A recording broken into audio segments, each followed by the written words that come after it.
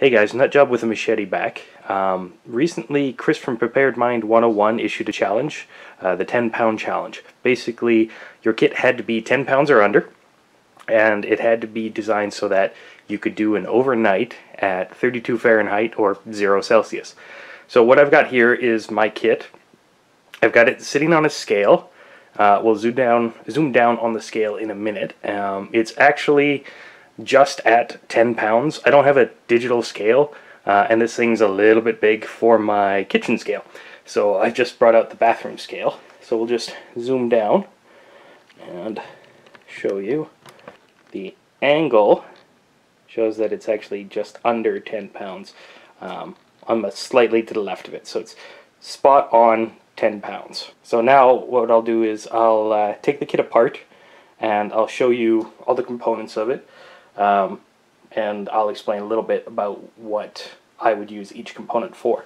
Right off the bat, you can see that I've got the cold steel Norse Hawk, complete with its lanyard and sheath.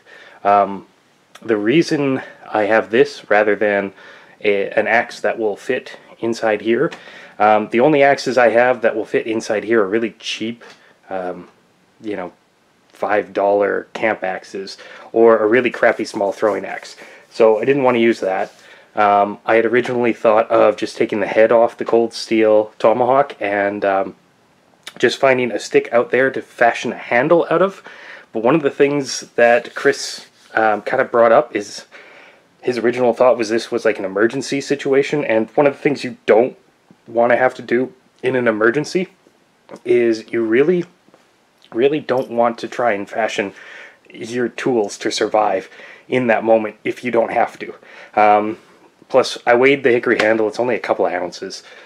So what I did was I adjusted the kit accordingly for those couple of ounces, and even with this hawk, the whole thing's 10 pounds. So let's go through the rest of it one by one. I'll just start from the top and I'll empty her down. So what I've got in this front pouch is a 8x10 reflective tarp, just standard Walmart special. It will either be used primarily for like a lean-to shelter or a small pup tent style shelter. I have another tarp inside, so I could also set this up to reflect any sort of heat from a small fire or anything back into the shelter. But this is the first part of it.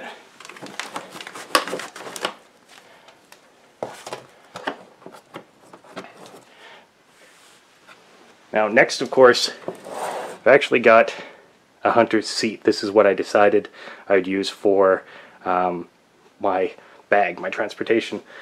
This is usually in my car. If you guys watched my survival in Saskatchewan video, my survival kit in that was in here. So this could be used if I wanted to fill it with snow and put that near but not obviously on the fire because it's plastic, to melt some of the snow. It can be used as a container obviously for all the stuff that's in there, but also a container for water. So that's first part. I've got 8 ounces of pemmican. This is the same pemmican that I showed you in the video. I'd put nuts or something lighter in there, but honestly, an overnight survival scenario, unless it's very, very, very cold, minus 20 Celsius, what is that, like minus 7 or 8 Fahrenheit, you don't need a lot of calories. It's a good idea to have, but since this is just going to be an overnight, this is more than enough calories. This is around 2,000 calories, so this is enough for the overnight. Nuts and stuff like that, if I eat too many of them, it's not that easy on the stomach, and that's one thing you don't want to deal with when you're in a survival scenario, is an upset stomach. Standard, I believe this one is a 750 milliliter stainless steel bottle. Pretty much standard fare. Obviously I could melt snow, boil anything in it. One of the other things you can do is you can fill it with water, set that near the fire, and later in the night you can actually take it away from the fire, this will retain a bit of its heat if you wanted to put toque around it or something like that, and you can use it almost like a hot water bottle. So number 2, or number 3 I guess, because the box. What I've got here, unfortunately when I pack it up it gets a little gnarly, is 75 feet of 550 paracord and 2 figure 9 carabiners. Obviously the paracord could be used as a ridgeline for the shelter to tie anything down, so on and so forth. The figure 9s I've put in here mostly to figure into making the actual ridgeline for a lean-to or for a tent. You guys have seen this knife a couple of times in the past. This is my Preparedmind knife called a FID. Nice, big, thick knife. I can baton through wood if I need to. It's still small enough, obviously, for doing fine work. So yeah, it comes with. It's also high carbon steel, so I can strike a spark off of it if I find some flint. So that comes with. We'll get to my fire kit in a little bit. Let's go through the rest of it first, and then we'll come back to the fire kit.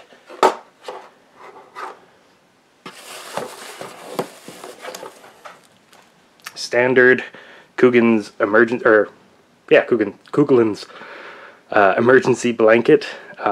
Just your standard reflective one.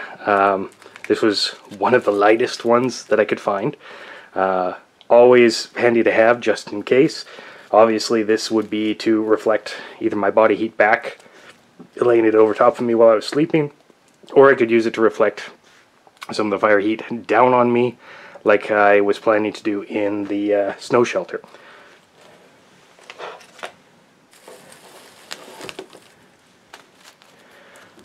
Jute twine. I usually carry some of this stuff with me. 243 feet, 83 yards of this stuff. It's not super strong. Obviously, I'm not going to want to put this on something that's going to have a really strong load unless I, double, triple, quadruple it up. I carry it as a just in case. It's very light. This itself weighs about 2 ounces. One of the other things I can do with it is obviously I can pull it apart and strike a spark into it, and it goes up pretty quick for making a fire. So that's always handy to have. You'll notice eventually I'm going pretty fire heavy in this kit. We already have 20 centimeters of snow right now. That's 8 inches or so. It's actually falling right now. That much has fallen in a day. So if I go in fairly fire heavy, I'm relatively safe, even if my shelter isn't absolutely fantastic. This weighs next to nothing, so this is one of the reasons why I put it in there. What it is it's a hunter's seat, a sport seat. This and the hunter's seat itself was my grandfather's, and they got passed on to me when he passed on recently, so this is coming with. Besides being something that's, can get my butt literally off the ground so that I don't have all that heat wicking away, regardless of whether or not I sit on this or if I just sit on the ground. This thing's handy. It can be used as a pillow. The little comforts when you're trying to survive are wonderful. In addition, you can see the clip here. In an actual emergency, it's nice bright orange. I can actually hang it from a tree, or I can hang it from a roadside stand to try and get people's attention. I said I had a second tarp in there, and so this is a 8x10 standard, only like a double ply Walmart tarp. This I could use to for a debris bed, put the debris underneath it, lay on top of this. I could also use it as a second blanket, to improve my shelter, to make it into something like a super shelter. It's got a few different uses just off the top of my head. Obviously, whatever scenario I'm going to get into, I'll use it for the best purposes for my survival. So what I got here is actually an emptied out live fire tin. and I've just stuffed Tinderquick on the inside of it. Like I said, I'm going fire heavy. So you guys recently saw my video on the Secrets fire tin. So this is the modified one. I'm going to be doing another one where I've got it set up like a live fire where it'll slide back, but this is the current model. 4-hour burn time or so. Obviously I can use it to get a fire going, or 4 hours worth of emergency heat. Speaking of emergency heat, it's not a Yuko. This is actually from Sweden. It's very, very similar to a Yuko. It's almost identical. In fact, it uses the Yuko candles. So it could be a Yuko knockoff or whatever. This one actually doesn't have the glass. The glass broke before it came to me. But you can take off this top portion pretty easily and have the candle in your shelter. Obviously far enough away from any sort of flammables that, you know, keep yourself safe. In addition to that, I've actually got 6 candles in here. I've got some Yuko 9 hours and some beeswax, which last on average for around 10 hours or so.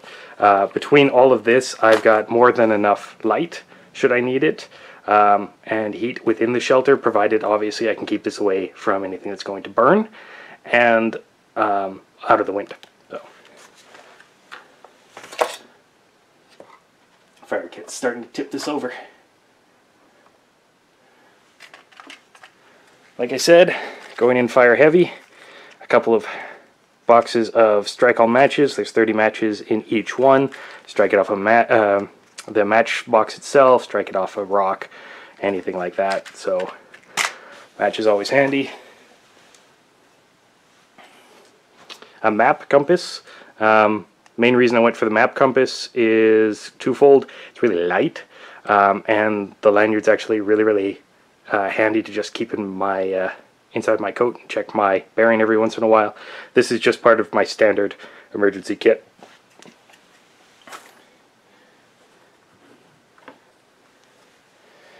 Next, I have some squares of cotton.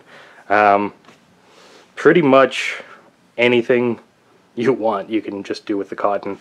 Obviously this is a short-term survival, so I wouldn't be thinking of making char cloth or anything like that. If I need to staunch a quick wound, this will obviously do that. I don't anticipate that in an overnighter, but better safe than sorry. Better to have and not need than need not have. And obviously with a weight restriction and a overall size restriction, I'm trying not to put a full first aid kit in there. One of the other things I can do is filter water first stage before actually boiling it or pasteurizing it, so I can do that with this. I can also wrap that around the metal water bottle after I've heated it up and keep me from burning myself on it. I've got 2, I believe these are 67 liter. I'm not sure what that is in gallons. I'll put it at the bottom of the screen. But I got 2 heavy-duty garbage bags. I could use these to collect leaves and litter for part of a debris shelter. I could use them for the same thing for a debris bed. Worst case scenario, if I'm freezing my ass off, pull one of these over my legs, pull one of them over my torso, obviously cut a hole. Keep in body heat by stuffing stuff inside, leaves or anything like that. So always handy. Longer term, I could always put snow inside of them and put it away from the fire, but have it slowly heat up and melt some of the water long term. Takes a few hours for that. And I've got 2 of these things. What they are is they're actually just when you get takeout, say Chinese food or anything like that, this is the lid from the tin takeout dishes.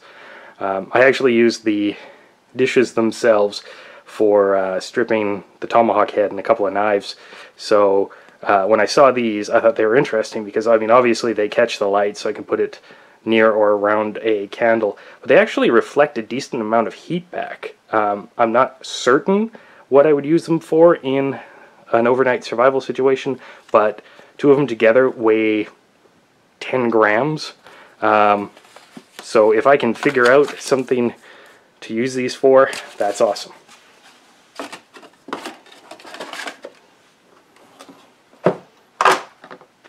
Okay, so that's everything from inside. Obviously now we're going to take a look at the fire kit, and then I'm hoping I can do the second portion of this challenge. It won't be this weekend because this weekend we're getting above zero here. It's supposed to be 2 degrees and 4 degrees, so that's around, let's say around 34 and maybe 38. So obviously I won't be doing that this weekend. So fire kit, this is mine. It's very fire heavy. I've got multiple sources of sparks, and I've got multiple sources of, well, multiple things to catch the sparks. Corona, this is a carbide sharpener. Obviously you could use it to sharpen, but I also use it to strike sparks off of the ferro rod.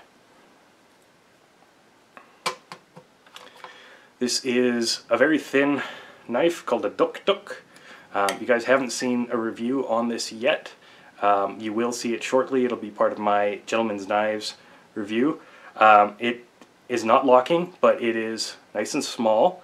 Great for fine work. It is high carbon steel, so I can strike a spark again with a flint. And one of the other things I can do with it is I can use it to scrape a spark off the ferro rod after a couple tries. Obviously I've got a ferro rod, really small one. This is the one that came with the cold steel Bowie Bushman. So it's one of the smallest ones that I have. It fits in this kit, works. It's not fantastic, but it works. I have, yeah, it's a nail kit. The file works great as a striker for the 2 batches of strike all matches I've got in here. This is a decently sharp little knife edge. Just all around, it fit in the kit and it works for a few different items. A saran wrapped bit of the large strike all matches. So obviously saran wrap is supposed to keep them relatively waterproof. Another box of strike all matches, small box, contains 30. This is a whetstone. It's always part of my kit. I'm always going to have a whetstone because I usually have a knife, or I'm going to have some way of sharpening it. This I can also strike the matches off of, so that just comes in handy. I was kind of wrong. This is actually the tiniest ferro rod I've got. It came with one of those hollow handle $9 jobbies. It's not particularly great, but strikes a spark using the Corona. And you guys will have seen these in the past. This is a Coleman magnesium block with the ferro rod, obviously well used in this case. This, I mean, just basically shave off the magnesium and strike a spark into it. It's not going to get you fire each and every time, but it'll get your tinder going pretty quick. A couple of different strikers for it. Again, they weigh very little, and they actually fit in the kit. One of the other things I kind of like this little one for is it's basically a metal hacksaw blade. So worst case scenario, I can always use a tiny ass hacksaw blade. So plus I can use these, if I don't want to use my knife, I can use these to scrape bark. You guys saw my live fire on a budget, so you know what this is. This is one of the ones with paraffin wax. So just straightforward. This is the remainder of my current live fire. It's had several fires go through it. And 3 OB tampons wrapped in saran wrap. Each one of these has had some honing oil injected into the middle of it with a syringe before I wrapped it in saran wrap. And just a little tiny bit of paper. I usually use the paper to actually collect the magnesium and then pour it on a concentrated spot and then light everything up. Just in case I didn't mention, one of the reasons why I keep everything in a tin and waterproof as much as I can inside the tin rather than having this all in like a bag or something, you can use the tin as a fire base. You can use an aluminum can or a tin can or anything like that to flatten it out, put all your kindling on there. It reflects the heat back up, helps your fire catch a little bit quicker.